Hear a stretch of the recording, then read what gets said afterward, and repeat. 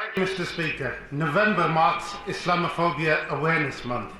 Last year, the United Nations Human Rights Council adopted a resolution condemning the desecration of religious texts, including the Quran, despite opposition from the previous government. Acts of such mindless desecration only serve to fuel division and hatred within our society. Will the Prime Minister commit to introducing measures to prohibit the desecration of all religious texts and the prophets of the Abrahamic religions? Can I agree with him that desecration is awful and I think should be condemned across the House? We are, as I said before, Mr. Speaker, committed to tackling all forms of hatred and division, including, of course, Islamophobia in all of its forms. Thank you. So this term, Islamophobia, they come at you, Islamophobia this, but nobody has defined this term. All of these people keep going around throwing this term, but they don't explain to you what is Islamophobia actually. Like, where do you draw the line? Like, okay, I agree. You don't get much from burning up the Quran and, doing all those kind of things. Those are not productive things. But what is Islamophobia? So a phobia is an irrational fear of like spiders, heights, stuff like that. Now, when you say Islamophobia, well, people have fear of Islam. There's lots of people that have fear of Islam, okay? The homosexuals have fear of Islam.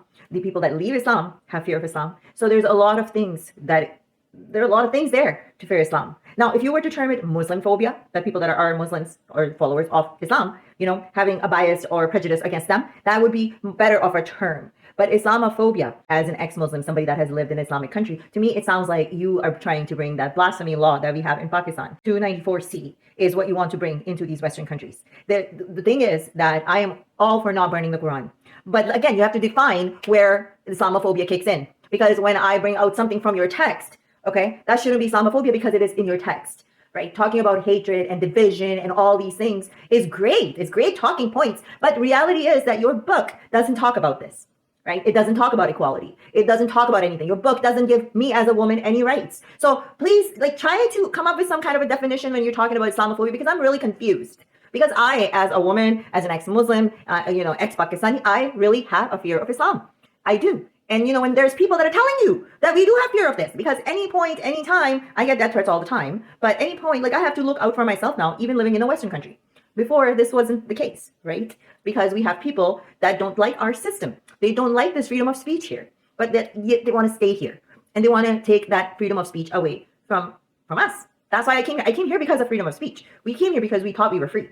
But anyways, I just want to say that this term Islamophobia needs to be defined more, okay? And this push, always remember, there's a push, okay, under the name of Islamophobia to bring that blasphemy law that we see in Pakistan, 295C. Okay, and if you go and search how many people are lynched under that law, and how many people have been arrested and thrown in jail because of that law. So that's something I would not want to see in Canada. But yes, they're pushing it in Canada. They're pushing it in, I don't know about US, but they do have this in US as well. They're definitely doing it in UK. Anyways, guys, if you like this video, give it a thumbs up, share, like, and tell me your opinion in the comments what you think about this.